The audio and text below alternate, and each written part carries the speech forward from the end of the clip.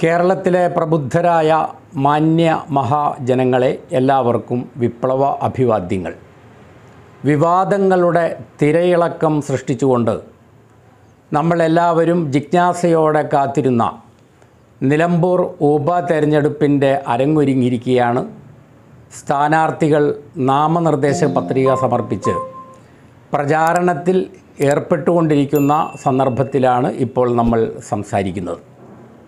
അവിടുത്തെ മുഖ്യ ആകർഷണ കേന്ദ്രം, ശ്രദ്ധാകേന്ദ്രം ശ്രീ PV അൻവറാണ്. PV അൻവറാണ് ശരി എന്നതാണ് നമുക്ക് പറയാനുള്ളത്. കേരളത്തിൽ സാമൂഹിക, രാഷ്ട്രീയ, സാംസ്കാരിക രംഗത്ത് ശരി ഏതാണ് തെറ്റ് ഏതാണ് എന്ന് തിരിച്ചറിയാനുള്ള വളരെ ലളിതമായ ഒരു മാനദണ്ഡമുണ്ട്, ഒരളവുകോലുണ്ട്. എന്താണെന്ന് വെച്ചാൽ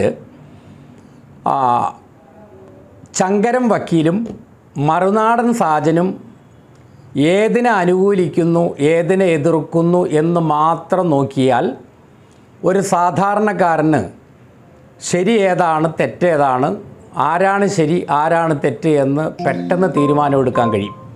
അഹമഹമികയ ആവനാഴിയിലെ എല്ലാ അസ്ത്രങ്ങളും ഉപയോഗിച്ചുകൊണ്ട് മറുനാടൻ സാജനും ചങ്കരം വക്കീലും PV അൻവറിനെ എതിർക്കുന്നതിൽ നിന്ന് അൻവറാണ് ശരി എന്ന് നമുക്ക് മനസ്സിലാക്കാൻ കഴിയുന്നതാണ്. അൻവർ എന്താണ് ചെയ്യുന്നത്? പലരും പറയാൻ മടിക്കുന്ന അപ്രിയമായ സത്യങ്ങൾ, നിഗൂഢമായ പല യാഥാർത്ഥ്യങ്ങളും പൗരസജ്ജയത്തിന് മുന്നിൽ നിർഭയം തുറന്ന് പറയാനുള്ള ആർജവം ശ്രീ PV അൻവർ കാണിച്ചു എന്നുള്ളതാണ് ഇവിടുത്തെ ശ്രദ്ധേയമായ സംഗതി. ഇവിടെ ഇലക്ഷനിൽ ആൻറ്റി ഇൻകംബൻസി, അതായത് ഭരണവിരുദ്ധ വികാരം പ്രതിഫലിക്കുമോ എന്നുള്ളതാണല്ലോ ഒരു ചർച്ച. ഈ ആൻറ്റി ഇൻകംബൻസി, അതായത് ഭരണവിരുദ്ധ വികാരം എന്നുള്ളത് കൊണ്ട് സാധാരണഗതിയിൽ ഉദ്ദേശിക്കപ്പെടാറുള്ളത് നിലനിൽക്കുന്ന ഭരണകൂടത്തിനെതിരായ സർക്കാരിനെതിരായ വികാരം എന്നുള്ളതാണ് ആ പ്രയോഗം കൊണ്ട് സാധാരണയായി ഉദ്ദേശിക്കപ്പെടുന്നത്. നമുക്ക് ഈ ആൻറ്റി ഇൻകംബൻസിയെ കുറച്ചുകൂടി വിപുലവും വിശാലവുമായ ഒരു തലത്തിൽ നിർവചിക്കാൻ കഴിയുമെങ്കിൽ യഥാർത്ഥത്തിൽ അവിടെ ആൻറ്റി ഇൻകംബൻസിയുടെ യഥാർത്ഥ വക്താവ്, പ്രയോക്താവ്, പ്രകാശന വ്യക്തിത്വം അല്ലെങ്കിൽ പ്രകാശന വേദി ഒരുക്കിയിട്ടുള്ളത് PV അൻവറാണ് എന്ന് നമുക്ക് മനസ്സിലാക്കാൻ കഴിയും. അപ്പോൾ ഭരണകൂടം അല്ലെങ്കിൽ സർക്കാർ എന്നുള്ളത് മാറ്റിയിട്ട് അവിടെ ഭരണവർഗം എന്നാക്കിയാൽ മതി.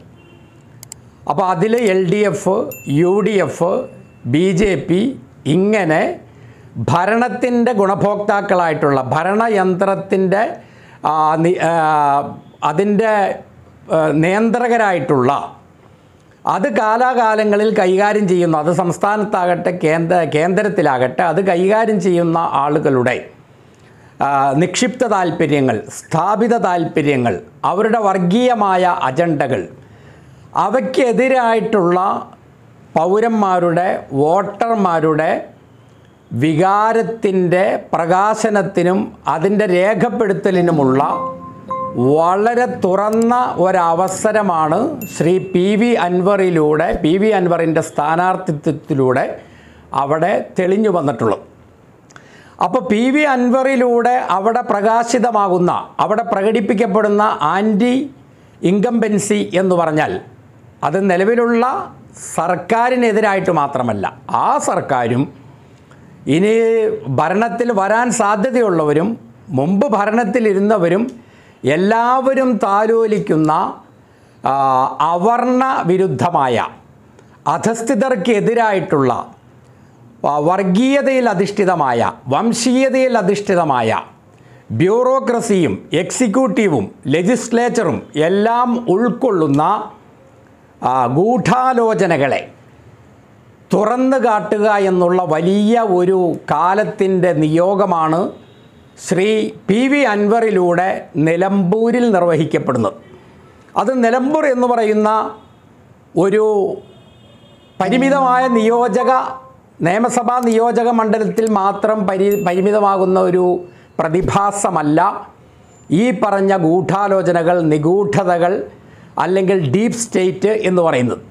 മറിച്ച് അതിന് ദേശീയമായ പ്രാധാന്യമുണ്ട്, വേണമെങ്കിൽ അതിന് അന്തർദേശീയമായ മാനവുമുണ്ട്, അതിന് കാലാതിവർത്തിയായിട്ടുള്ള പ്രസക്തിയുണ്ട്.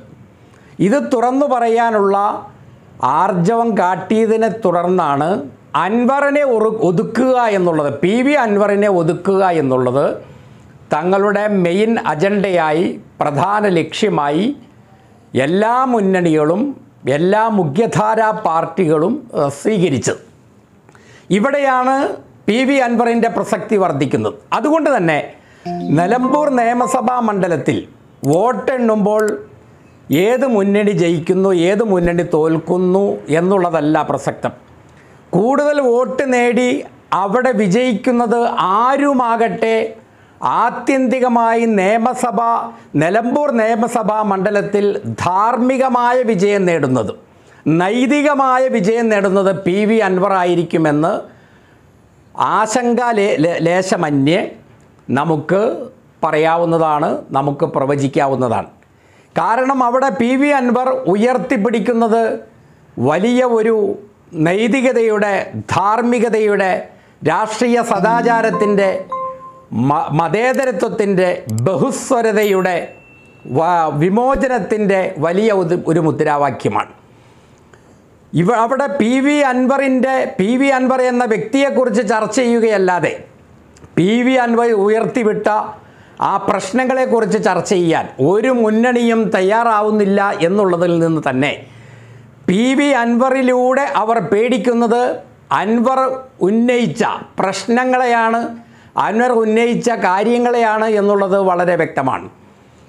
ഇവിടെ കേന്ദ്രത്തിലോ കേരളത്തിലോ ഭരിക്കുന്നത് കോൺഗ്രസ് സർക്കാരാകട്ടെ, BJP സർക്കാരാകട്ടെ, CPM ആകട്ടെ, ആരാണെങ്കിലും ഇവിടുത്തെ ബ്യൂറോക്രസിയെ നിയന്ത്രിക്കുന്നത്, ഇവിടുത്തെ ഭരണയന്ത്രം തിരിക്കുന്നത് RSS ആണ് എന്നുള്ളത് സുവിദിതമായ അല്ലെങ്കിൽ കുപ്രസിദ്ധമായ ഒരു യാഥാർത്ഥ്യമാണ്. അതുകൊണ്ടാണ് നരസിംഹറാവുവിലൂടെ ഇവിടെ RSS ഭരിച്ചുകൊണ്ട് ബാബരി മസ്ജിദ് പൊളിക്കപ്പെട്ടത്.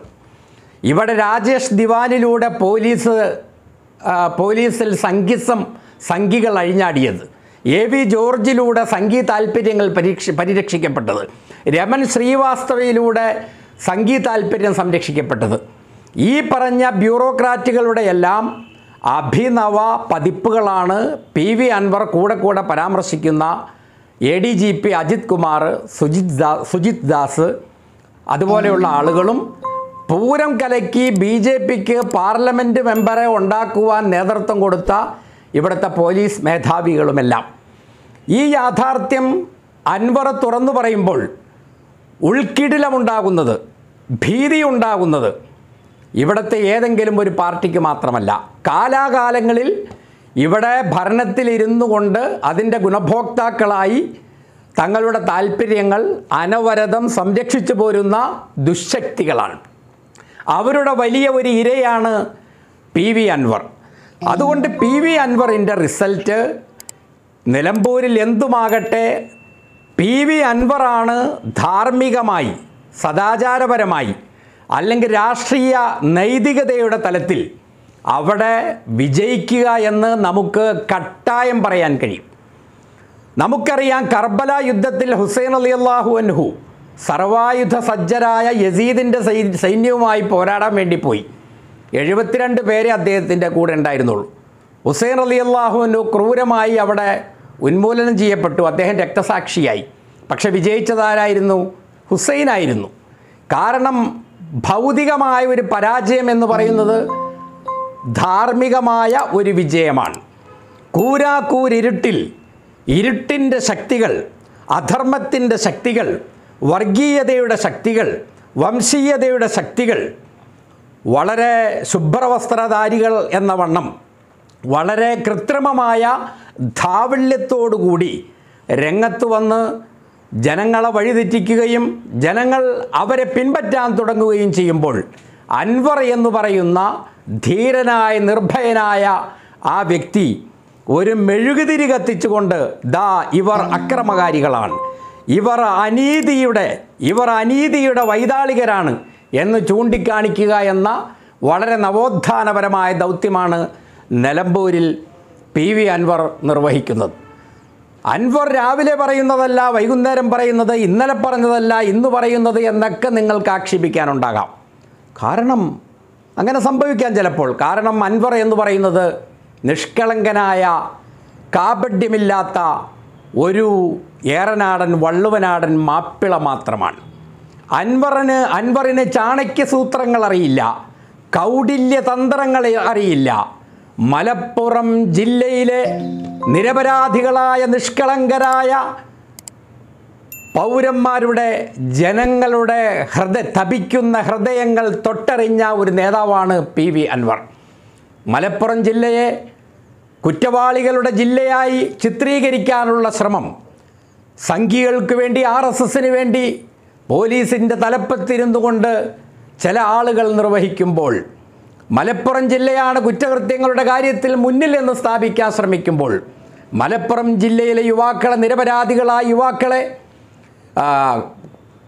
കള്ളക്കടത്ത് കേസുകളിൽ വ്യാജമായിട്ട് ഉൾപ്പെടുത്തുമ്പോൾ, മലപ്പുറം ജില്ലയുടെ ചിത്രം ദേശീയ തലത്തിലും അന്തർദേശീയ തലത്തിലും വളരെ മോശമായി പ്രചരിപ്പിക്കാൻ ശ്രമിക്കുമ്പോൾ, അതിനെതിരെ അൻവർ പ്രവർത്തിക്കുമ്പോൾ, അൻവർ നടത്തുന്ന പ്രയോഗങ്ങൾ അല്ലെങ്കിൽ അൻവറിൽ നിന്നുണ്ടാകുന്ന സംസാരങ്ങൾ ഒരു രാഷ്ട്രീയത്തിൽ തഴക്കവും പഴക്കവുമില്ലാത്ത, ചാണക്യസൂത്രങ്ങൾ പഠിക്കാത്ത, സുബ്രഹ്മണ്യം സ്വാമിയുടെ മിടുക്കില്ലാത്ത ഒരു കേവല നാടൻ മാപ്പിളയുടെ ആശയപ്രകാശനങ്ങളായി, സംസാരങ്ങളായി നിങ്ങൾക്ക് തോന്നിയേക്കാം. പക്ഷേ അവിടെയും അൻവർ ഉയർത്തിപ്പിടിക്കുന്ന മുദ്രാവാക്യങ്ങൾ, അൻവർ ഉന്നയിക്കുന്ന പ്രശ്നങ്ങൾ, അവയുടെ ഗൗരവം നഷ്ടപ്പെട്ടു പോകുന്നില്ല. അതുകൊണ്ട് സഹോദരന്മാരെ, നിങ്ങൾ തിരിച്ചറിയണം, ഇവിടെ ഞാൻ ആദ്യമേ പറഞ്ഞ ചില വിദ്വേഷ പ്രചാരകരായ, വിഷം വമിപ്പിക്കുന്ന ചില മാധ്യമപ്രവർത്തകർ എന്ന വ്യാജേന നിരന്തരം സോഷ്യൽ മീഡിയയിലൂടെ ഇവിടെ സമുദായങ്ങൾക്കിടയിൽ അകൽച്ചയും ഭിന്നിപ്പും സംശയവും ശത്രുതയും ഉണ്ടാക്കാൻ ശ്രമിക്കുമ്പോൾ അവർക്കെതിരെ നടപടിയെടുക്കാൻ വിസമ്മതിക്കുന്ന നമ്മുടെ ശ്രീ പിണറായി വിജയൻ്റെ സർക്കാർ, ആ സർക്കാരിനെതിരായിട്ടുള്ള അൻവറിൻ്റെ പ്രവർത്തനം എന്ന് പറഞ്ഞാൽ അത് പിണറായി വിജയനോടുള്ള എതിർപ്പ് മാത്രമല്ല, പിണറായിസം എന്നുള്ള ഒരു സാങ്കേതിക സംജ്ഞയിലൂടെ, ആ ഒരു പ്രത്യേക രാഷ്ട്രീയ ടേമിലൂടെ അദ്ദേഹം ഉദ്ദേശിക്കുന്നത് ഒരു പ്രത്യേക മാനസികാവസ്ഥയെയാണ്, ഒരു പ്രത്യേക നിലപാടിനെയാണ്, ഒരു പ്രത്യേക തരത്തിലുള്ള താല്പര്യ സംരക്ഷണത്തെയാണ്. അത് സതീശനിലുണ്ടെങ്കിലും അത് പിണറായിസത്തിൻ്റെ തന്നെ മറ്റൊരു ആവിഷ്കാരമാണ്. ഇതിനെല്ലാം എതിർക്കുമ്പോൾ നമുക്ക് മനസ്സിലാക്കാം, ഞാൻ നേരത്തെ പേര് പറഞ്ഞ രണ്ട് മാപ്രകൾ, അവരുടെ ഇടതടവില്ലാത്ത പിന്തുണ ഇവർക്ക് കിട്ടുമ്പോൾ, ആർക്ക് കിട്ടുമ്പോൾ? PV അൻവറിൻ്റെ ശത്രുക്കൾക്ക് കിട്ടുമ്പോൾ PV അൻവറാണ് ശരി എന്ന് അവിടെ സ്ഥാപിക്കപ്പെടുകയാണ്, തെളിയുകയാണ്. ചിലപ്പോഴെല്ലാം ഈ പറഞ്ഞ രണ്ടുപേരും, മറുനാടൻ സാജനും ചങ്കരം വക്കീലും, മുസ്ലിം ലീഗിനെ പുകഴ്ത്തി പറയാറുണ്ട്. ഈ സന്ദർഭത്തിൽ മുസ്ലിം ലീഗുകാരോട് എനിക്ക് പറയാനുള്ളത്, നിങ്ങൾ ഒരു പ്രാർത്ഥന കൂടുതലായിട്ട് ചൊല്ലണം. ആ പ്രാർത്ഥന ഞാൻ പറഞ്ഞുതരാം. അല്ലാഹുമ്മ ഇന്നാ നഊദു ബിക മിൻ ദഅമി മറുനാടൻ സാജൻ വൽ മുഹാമി ചങ്കരൻ. അല്ലാഹുവേ, മറുനാടൻ സാജനും അതുപോലെ ചങ്കരം വക്കീലും പിന്തുണയ്ക്കുന്നതിനെ തൊട്ട് അല്ലാഹുവേ, ഞങ്ങൾ നിന്നോട് കാവലിനെ തേടുന്നു എന്നുള്ള പ്രാർത്ഥന മുസ്ലിം ലീഗുകാർ കൂടുതലായിട്ട് ചൊല്ലേണ്ടതാണ്. കാരണം മറ്റൊരു ഉപതെരഞ്ഞെടുപ്പിൽ ഒരു സഹോദരി മത്സരിച്ചിരുന്നു. ആ സഹോദരി നബിദിന ഗാനങ്ങളൊക്കെ വളരെ മനോഹരമായി പാടി മുസ്ലിം മനസ്സുകളെ കയ്യിലെടുത്ത ഒരു സഹോദരിയായിരുന്നു. പക്ഷേ അവർ ഒരു ഇലക്ഷനിൽ മത്സരിച്ചപ്പോൾ അവർ തോൽക്കുന്നതിനൊരൊറ്റ കാര്യമേ വേണ്ടി വന്നുള്ളൂ, മറുനാടൻ സാജനോടൊപ്പം നിന്നുകൊണ്ടുള്ള ആ സഹോദരിയുടെ ഫോട്ടോ. മറുനാടൻ സാജൻ ആ സഹോദരിയെ പിന്തുണച്ചുകൊണ്ടും ആ സാജനെ സപ്പോർട്ട് ചെയ്തുകൊണ്ട് ആ സഹോദരി നടത്തിയ പ്രസ്താവനയും ആ നിയോജക മണ്ഡലത്തിൽ പ്രചരിപ്പിക്കപ്പെട്ടതോടുകൂടി ആ സഹോദരിയുടെ പരാജയം ഉറപ്പാവുകയായിരുന്നു. അപ്പോൾ അതുകൊണ്ട് ഇവിടെ മതേതരത്വത്തിൽ വിശ്വസിക്കുന്ന, ജനാധിപത്യത്തിൽ വിശ്വസിക്കുന്ന, രാഷ്ട്രീയത്തിൻ്റെ മൂല്യവൽക്കരണത്തിൽ വിശ്വസിക്കുന്ന, രാഷ്ട്രീയത്തിൻ്റെ നൈതികതയിൽ വിശ്വസിക്കുന്ന എല്ലാവരും ഒറ്റക്കെട്ടായി നിൽക്കുകയും PV അൻവർ ഉയർത്തിയ ആ മുദ്രാവാക്യങ്ങളോട് ഐക്യദാർഢ്യപ്പെടുകയും ചെയ്യുക എന്നുള്ളതാണ് ഈ കാലം നമ്മോട് ആവശ്യപ്പെടുന്നത് എന്നതാണ് പറയാനുള്ളത്. എല്ലാവർക്കും നന്ദി.